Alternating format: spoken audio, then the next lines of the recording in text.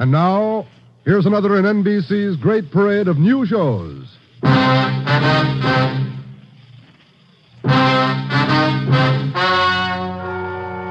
Gentlemen, the story you are about to hear is true. Only the names have been changed to protect the innocent. NBC brings you Dragnet.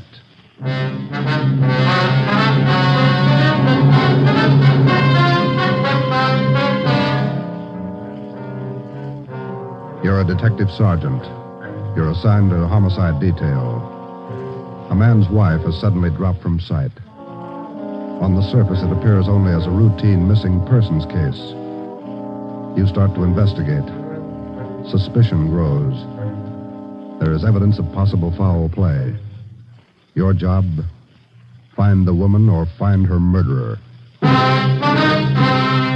Dragnet, the documented drama of an actual crime. Investigated and solved by the men who unrelentingly stand watch on the security of your home, your family, and your life.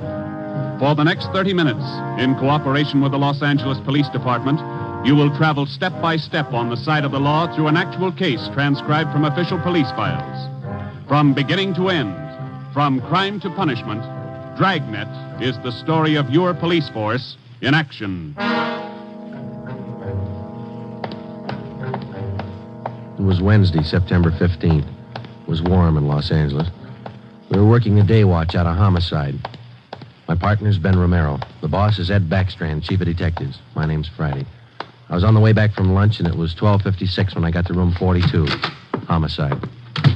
Hi, Joe. Waiting for you. Hiya, Ben. Al. Hi. I hear you got something for us. Here's a report right here. Gardener by the name of Eric Kelby called in day before yesterday. Said his wife disappeared from their home out in the valley Sunday night. Says he thinks she left him. That happens every day, Barghetti. Not this way, it doesn't. Walsh and I went out yesterday to interview the guy. Story doesn't add. Why not? None of her clothes are missing. None of her luggage. She even left her pocketbook behind, full of money. Found out from the neighbors a missing woman is a 17-year-old boy by a former marriage. So what? An only child. Mother dotes on the kid. Shouldn't even say goodbye to him. How did this Eric Kelby impress you? Pretty grouchy with Walsh and me. No cooperation. Wants to find his wife, doesn't he? I don't know if he does or not. There's no help, I'll tell you that. Can I see that report a minute now? Oh, here you are. Agnes Trumbull Kelby, age 39. Kelby's her second husband. First one died a little after the boy was born. Mm-hmm. Disappeared Sunday night from her home, 546 Belasco Road, between 7 and 8 o'clock. When did Kelby call in? Monday afternoon. Said he thought his wife might be spending the night with her sister. When he found out she wasn't, he called us. Did you meet the boy while you were out there, Borghetti? Yeah, that's another thing. Kid came riding in on a bike while we were talking to one of the neighbors. Tried to talk to him, but the old man came out, hustled him inside the house. Then he starts eating us out. What'd he say? Told us it was our job to find his wife, not to go prying into his stepson's affairs. Well, that's a new slant. How about her friends and relatives around here, Al? Any besides her sister? Walsh located a couple of her aunts. I don't think he's checked them yet, though. I'll tell you, boys, this is one I'll bet on. Maybe. You got the names of Mrs. Kelby's relatives? Oh, yeah. Right over here. Sure wish we had a chance to talk to that boy. Yeah. How's it feel to you, Ben? I don't know. Notice anything else funny about the guy, Al? I don't know. Well, here's those names, Joe. Thanks. Kelby was upset, all right. For some reason, he didn't strike me as reacting the way a normal guy reacts when his wife disappears. All right, Al. How would you react? Barghetti's worrying again. Oh, now listen, boys. It's no fooling matter. This is one I'll bet on. It's a homicide. All right. How about a copy of this report? Yeah, where'll I get the phone? Missing persons, Barghetti. Who's that? Oh, yes. Yes. About what? Oh, sure. All right, son. 4 o'clock. Yeah. Goodbye. That was Kelby's stepson. What do you want? Thinks something's happened to his mother. In police work, missing persons detail is not a department separate in itself. It is organized as a part of the Homicide Bureau. According to Barghetti, who took the call, the boy said he suspected his stepfather, and he didn't want him to know of any meeting between him and police officers. He would meet the officers that afternoon at 4 p.m., in a restaurant on the corner of Hollywood Boulevard and Fairfax Avenue. At 3:15, Ben and I left the office and drove out to the meeting place, the Dairyland Fountain and Coffee Shop. We arrived there at 3:45. At 8 minutes to 5, the Kelby boy still had not arrived. Youngster's not very prompt. Well, let's wait a little while longer. Yeah. Smoke? Yeah, thanks. Want some more coffee? No, thanks. I guess the boy isn't going to show. Think something's happened? 15 minutes after we left the coffee shop, we drove up in front of the gate of the Kelby Nursery on Belasco Road. The house itself was set well back on the property, which covered about 4 acres. The entire nursery was surrounded by a 6-foot steel wire fence, and it looked like almost every available foot of ground inside was planted with some kind of a flower or shrub. Kelby met us at the gate. Yes? What do you men want? Police officers. Are you Mr. Kelby? Yes, what do you want? Well, if you'll shut those dogs up for a minute, we'd like to ask you a few questions. I'm busy now. Can't you come back tomorrow? Pretty important, Mr. Kelby. I think we better talk right now. All right, if you have to. Red, Giant, down. You too, Jaime. Quiet. All right. Now, what do you want? Mind if we come inside? Well, these watchdogs of mine are pretty vicious. We can talk here at the gate. All right, Mr. Kelby. This is Sergeant Romero. My name's Friday. We've been assigned to look into your wife's disappearance. Oh. Did you find anything yet? Nothing definite. Maybe you can help us. Would you tell us exactly what happened the night your wife disappeared? What do you mean, what happened? Well, when did you last see her? When you first noticed she was gone? We finished up Sunday night dinner about 7 o'clock, and I laid down for a nap. Agnes went out on the front porch for some air. I woke up a little before 8 and went outside to look for her. She was gone. Nobody saw her leave, Mr. Kelby? Not that I know of. Maybe some of our nosy neighbors, I don't know. How about your stepson? Wasn't he around Sunday night? Bruce? No, went out to a show with some other kids. When did he get back from the show? About 10, I think. Why? Where's your stepson now? Who are you looking for, my wife or my stepson? Both, Mr. Kelby. Where's your stepson? Gone. I took him over to my sister's in Alhambra. Been feeling bad since his mother disappeared. Figured the change would do him good. When did you take him over to your sister's, Kelby? This afternoon. What's that got to do with it? We'd like to talk to Bruce. No, I can't allow it. The boy's too upset. I can't allow it. I'm afraid you're going to have to allow it. Listen, mister, you can get off this property right now. No cop's giving me sass. Nobody's giving you sass, Kelby. We want to talk to your stepson, that's all. He might give us a clue as to the whereabouts of your wife. And I say you can't see the boy. What's more, you cops couldn't find thorns in a rose patch. I'll get somebody else to look for Agnes. It's my business anyway, nobody else's. It's our business, too, if anything's happened to her. What are you talking about? You better get your coat, Mr. Kelby. We're taking you in for questioning. You come through that gate, and I'm going to let these dogs go accidentally. I'd hate to shoot the dogs. Now go on in the house and get your coat. Eric Kelby turned and made his way up the path and into the house. 5 minutes later, he came out. Without a word to either of us, he came down the path, closed the gate behind him, and got into our car. On the way back to headquarters, he chatted pleasantly about the weather, the nursery business, and his dogs. When we pulled up in front of the city hall, we met the reason for his sudden change in temperament. His lawyer was waiting for us at the door. We took Kelby to one of the interrogation rooms. His lawyer tagged along. We tried to question him, but the lawyer objected to 2 out of every 3 questions we asked. It was hopeless, and we knew it. So did the lawyer. We released Kelby, but we did get the name and address of his sister where the stepson Bruce was staying. After they left, Ben and I got back in the car and drove out to Alhambra to check on the boy. Forget he had this one pegged right, Joe. It's a real sleeper. Yeah. I'd like to know how the stepson missed that date with us this afternoon. Well, if the kid called us from the house, his stepfather could have overheard him. It's possible. Sister's house ought to be along this block, shouldn't it? Yeah, let's see. 1408, 1406. Right is, Joe. A gray cottage, 1402. Right. Well, it's a nice-looking little place, isn't it? Well kept. Yeah, it's a nice neighborhood. Wonder how the lot prices run out here.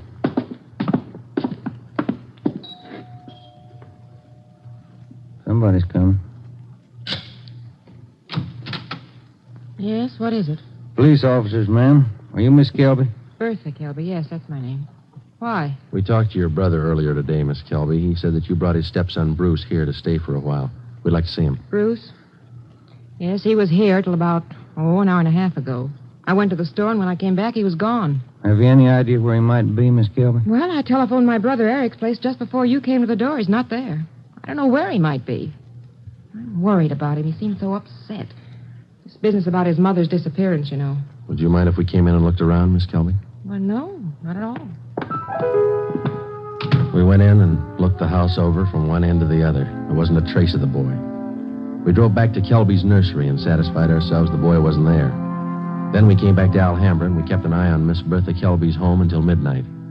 No one came or went. At 5 minutes past midnight, the lights went off in the living room, and a few minutes later, in the back of the house. The next morning, when Ben and I checked in for work as usual at 8 o'clock, we met with Captain of Homicide, Frank Kearney. What makes you two so positive there has been any foul play in this Kelby thing? Well, that's just it, Cap. We're not positive. It's a whole setup. It smells bad. For instance? That lawyer. If a man's innocent, he doesn't need a lawyer to sit with him in the interrogation room and tell him not to answer questions. Number two, that kid's telephone call. Maybe he doesn't get along with his stepfather. It happens, you know. Maybe he's trying to get back at him for something or other. Maybe. Then why is Kelby hiding him out? You sure he's hiding him out? No other way to take it, Cap. The Kelby woman walked away from her home Sunday night. Nobody saw her. She took nothing with her. No clothes, no luggage, no money. You checked with the family doctor? Yesterday. He told us Mrs. Kelby was in perfect health. We double-checked the wanderer's file and the repeater's file and missing persons. Couldn't find her name in either one. How about her relatives in town? Haven't had a chance to talk to him yet, Cap. We'll check him this morning. Well, one thing's certain. The woman couldn't have gone very far. We checked the sheriff's office, the jails, the hospitals. We've sent out a teletype and an APB. Every cop in the city has her description. She's been gone almost 4 days, but nobody's seen her. How does that add up to you? It doesn't. You better move on it. Check every one of Mrs. Kelby's friends and relatives. Right, Frank. Then try the neighbors. As long as I've been a cop, neighbors have been able to tell everything about anyone.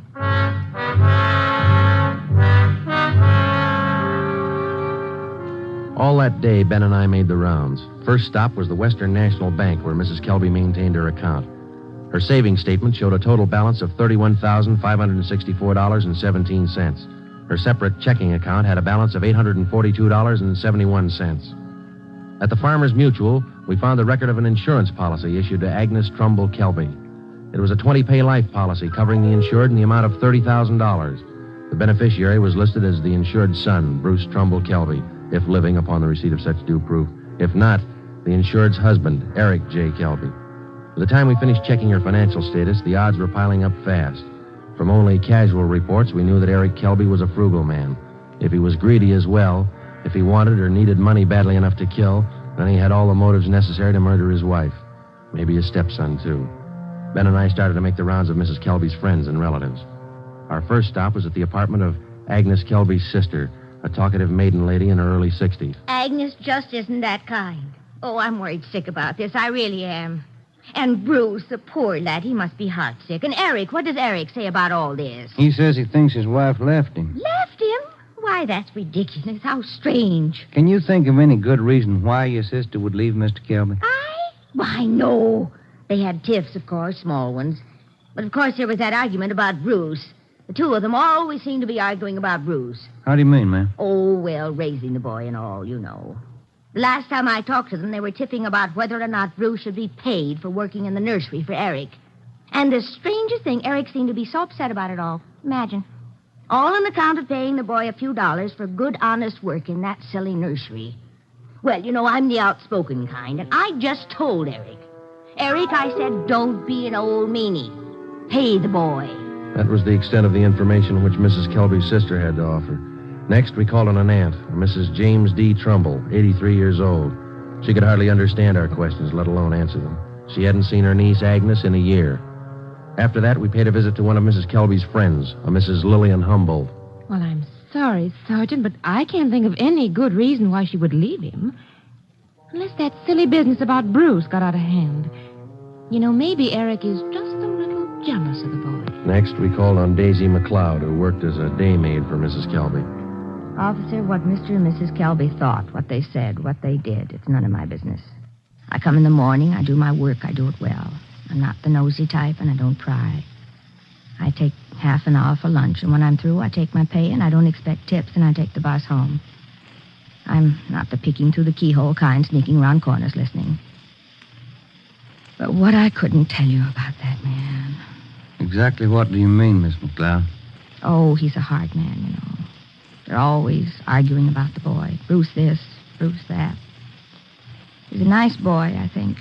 He's never done anything to me. Oh, but the arguments. Him and her all the time. Should the boy be paid for working? Shouldn't he? Why? Why not all the time? It's just... When Ben and I finished with a list of Mrs. Kelby's friends, relatives, and employees, we started out on the neighbors. None of them saw Mrs. Kelby after 6 p.m. the night she disappeared.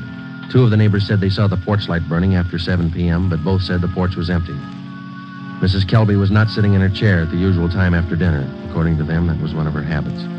It was 10 minutes to 6 by the time Ben and I got back to the office. The light was still burning in Captain Kearney's office. Full day, Joe. A lot of mileage. Yeah. Wonder what the captain's hanging around for. Let's find out. Get anything? Pretty good luck, Cap. Good. I've got some more for you. Just walked in 5 minutes ago. What do you mean, Frank? Who walked in? Bruce Kelby. He's waiting in the next room.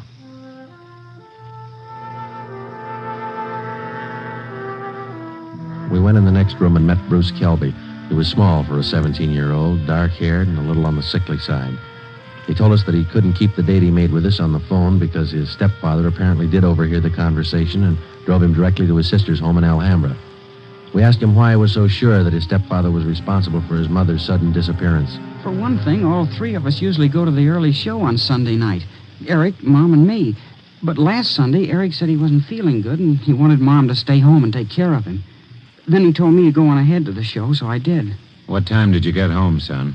About 9:30, 9:45. What was your stepfather doing when you got home? Sitting in the living room reading the paper. Did you notice anything unusual about the way he acted? He was nervous and jumpy, more than usual, I think. Anything else? Yes, sir. When I came in through the front yard, I noticed the dogs had mud all over their paws. They'd been out somewhere in the nursery plots. And they won't go out in the plots unless Eric's with them. He doesn't want them to trample the seedlings. What would your stepfather be doing out in the nursery at night? Does he usually do some work at night? No, sir. None of the plots are even lighted. Only the greenhouses. And the paths in the greenhouses are usually graveled, aren't they? No mud around. It's my job to see that the greenhouse paths are kept graveled. I know they're not muddy. I fixed them the day before, Saturday. What do you think it means, son? I don't know. I don't want to think about it. I just know he's done something. He's done something to her. Did your stepfather give you any reason for keeping you away from the police officers the other day? No, sir. He said people were getting nosy, and he said it might be better for me over at Aunt Bertha's. She's his sister. Do you think your Aunt Bertha might know where your mother is?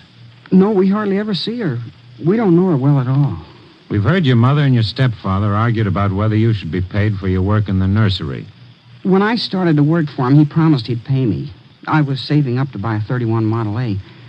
And then after a couple of months, when he didn't pay me, I asked him. He told me I ought to be glad to work for him for nothing. And your mother argued with him over that? Sure, it was her money that bought the nursery anyway. How'd you get away from your aunt's place last night? Well, Bertha had some shopping to do, and she left me alone. She locked the door to my room. Even the screen over the window in my room was nailed down, but I kicked it out and got away. I stayed at a friend's house last night. Thought about where you're going to stay tonight? I don't know. But I'm not going home. And I'm not going back to Bertha's place either. I'll get a room. How'd you like to stay at my house a few days? Sure nice of you, sir. Maybe I'd better not. Mom might not like it. Oh, I'll take care of that. Now, let's hop out and get some dinner. Sure darn nice of you, sir. All right, son. Come with me.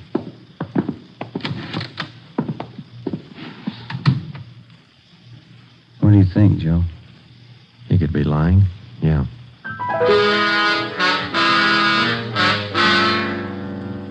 Now what, Cap? Shall we bring Kelby in again? No, not yet. He's found out by now from his sister that the boy's gone. He probably figures the police station is the first place he'd come. Wouldn't do much good pulling him in now, Ben. We couldn't even question him. 10 to 1 his lawyer'd be waiting for us when we got back. That's the problem. How do we get to this Kelby without his lawyer finding out? Well, what about the early morning, Cap? Say tomorrow, about 5 or 6 a.m. Think you'd be looking for us then? Yeah, that might do it. If we can just get by that pack of hounds he owns without waking the whole neighborhood, might work. If we could just question him alone, I got an idea it wouldn't take much to make him cop out. All right, give it a try. Get out there in the early morning and bring him in for questioning as quietly as possible. I'll be in at 6 a.m. If you want me before then, call me at home. All right, Frank. Kelby's got a smart lawyer. It's going to be plenty hard to convict him without a body and corroborating evidence. He's got 4 acres out there, Cap. You can hide a lot of bodies in 4 acres. Well, that's what I mean. This case isn't ending. It's just beginning. The next morning, Ben and I met at the office about a few minutes past 4 a.m. We had a cup of coffee and a donut at an all-night restaurant, and then we started for the Kelby place out on Belasco Road. We took 4 pounds of fresh horse meat with us to keep the dogs quiet if they raised a fuss. It was 28 minutes past 4 when Ben pulled the car to a stop a few hundred feet from the gate to the Kelby nursery.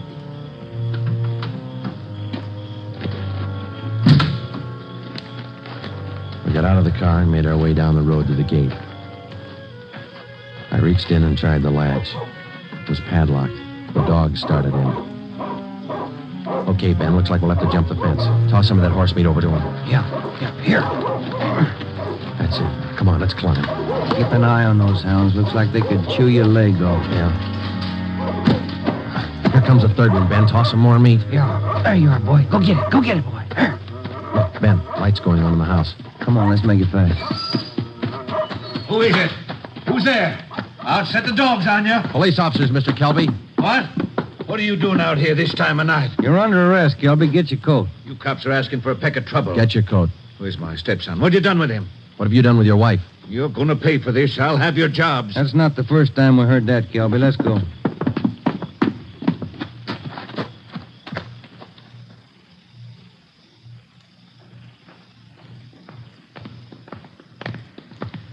Lights burning in the captain's office. Yeah. All right, Kelby, in here. I'll pay for this, mark my word. Ben, take him in the office here and stay with him. I'll see if Frank's in yet. Right, Joe. Come on, Kelby, inside.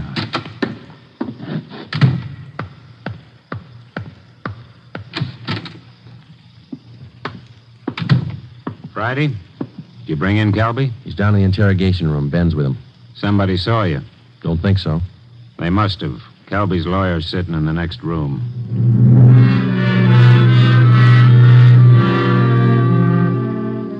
Kelby again refused to answer any questions without the advice of his attorney. We released him. That day, Captain Kearney sent out 2 men to keep an eye on the nursery and report on all of Kelby's movements. Shortly after 7 o'clock that night, just after nightfall, we tried once again to bring in Kelby for questioning without his lawyer's knowledge. It didn't work. A little after we booked him, his lawyer obtained a writ of habeas corpus. We had to release him again. The 2 men assigned to stake out the Kelby place reported definitely that somebody was tipping the lawyer whenever unknown visitors showed up at the nursery and drove off with Kelby. There was nothing we could do about it. The next morning, Kearney came up with a lead. I had a long talk with the boy last night. Accidentally, I think he's given us a pretty good lead. Yeah? There's only one way we'll ever get a conviction. That's by finding the body and evidence to tie Kelby in. Yeah, that'll do it. Where do we start looking? In a new rose bed next to one of the greenhouses in Kelby's nursery. The kid came up with it last night. How come? First, Kelby's crazy about saving $1 and making one. Yeah. In the nursery trade, especially where you have a limited area to work in, like Kelby, you cultivate every foot of ground. Every bit of soil you got is planted with something. Mm-hmm. Kelby's not the type to waste anything. Especially he's not the kind that would let ground lie fallow when he could plant something that might bring in a few dollars next season. Bruce tells me his stepfather has every inch of those 4 acres planted. Every inch. Except a 6 by 9 foot plot of ground in that rose garden. Oh, it sounds like a long shot to me, Frank. The boy said he prepared that piece of ground for planting late Saturday afternoon. His stepfather wanted it ready for Sunday morning. The plot of ground's still vacant. Might have planted it yesterday, Cap. When's the last time you checked? Before I came to work this morning. I called the men on stakeout next to the nursery. They told me the plot's still empty. It's worth a chance, Frank. When do we look it over? Tonight. I don't want Kelby or his lawyer to know a thing until we find that body. Well, how are we going to work it? We'll order up a crew from the crime lab. They can take probings through that plot and all around it. They can tell us without any guesswork how deep that ground's been worked over lately. When do you want to start? Be here in the office at 8:30 tonight. If my hunches are any good, we'll find a body.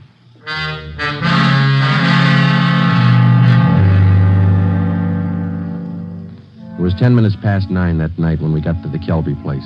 Lieutenant Lee Jones and his assistants, Kearney, Ben, and 2 other men from homicide. The men on stakeout told us that Kelby had left about 20 minutes before in a dark blue coupe. Ben brought along the usual supply of horse meat for the dogs, so we didn't have any trouble there. We found the empty plot of ground in the rose bed next to the greenhouse, exactly as Bruce described it to Kearney. Ground's been worked over all right, boys. At least 4 to 5 feet down. All right, Lee, let's start digging. Romero, take care of the dogs. Watson, grab one of these shovels. Right, Captain. Hey, Kelby said these dogs were vicious, didn't he? Yeah, why? Look at these hounds. They're no more vicious than a lively coal. Look. Higgins, get that light over here, will you? Thanks. What is it, Lee? Let me see. Teeth. Set of false teeth. Been in the ground long? Don't think so, judging from the shape they're in. How far down would you say you are, Lee? A couple of feet. Ground's real soft. Lee, come here a minute. What is it? Body. Here's the shoulder. All right, you men over here with Watson. Get the dirt off the face. Romero, you got a picture of the Kelby woman? Yeah, Cap. Let's see. Oh, here it is. Thanks. Get the light down here. Hunch paid off, Frank. That's her.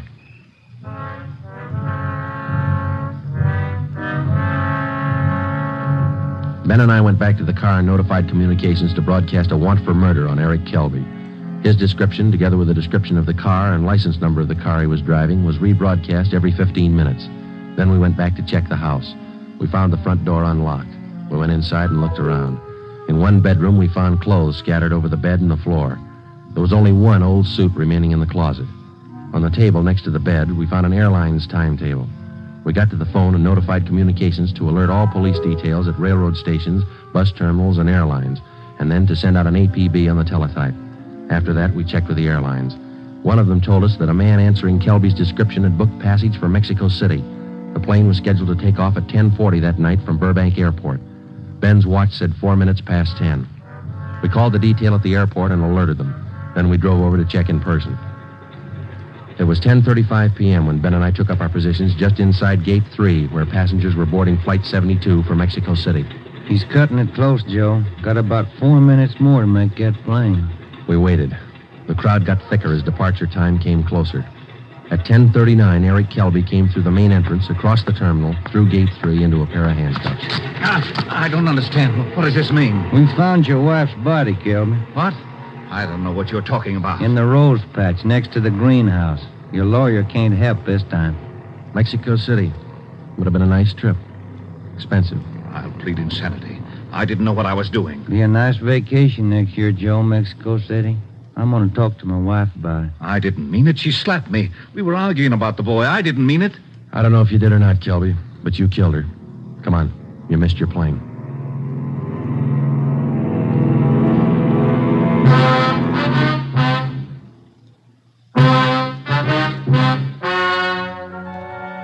The story you have just heard is true. Only the names were changed to protect the innocent. Eric Kelby was tried and convicted of murder in the first degree. He is now awaiting execution in the lethal gas chamber at the state penitentiary.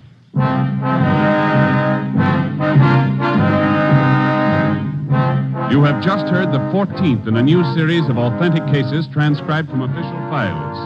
Technical advice for Dragnet comes from the office of W.A. Wharton, Acting Chief of Police, Los Angeles Police Department. Tonight's program is dedicated to William J. Weston, Jr. of the Washington, D.C. Police Department, who on the evening of March 4th, 1945, gave his life so that yours might be more secure.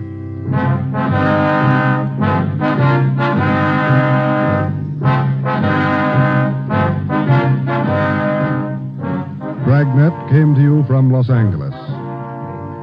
If you enjoyed tonight's production of Dragnet, you'll want to listen to Richard Diamond, private detective, as played by the screen's romantic tough guy, Dick Powell. The Pet Milk Show, usually heard at this time, has moved to a new time period on Sunday nights. Be sure to hear Larry Douglas and Kay Arman on the new Pet Milk Show tomorrow night on NBC. This is NBC, the national broadcasting company.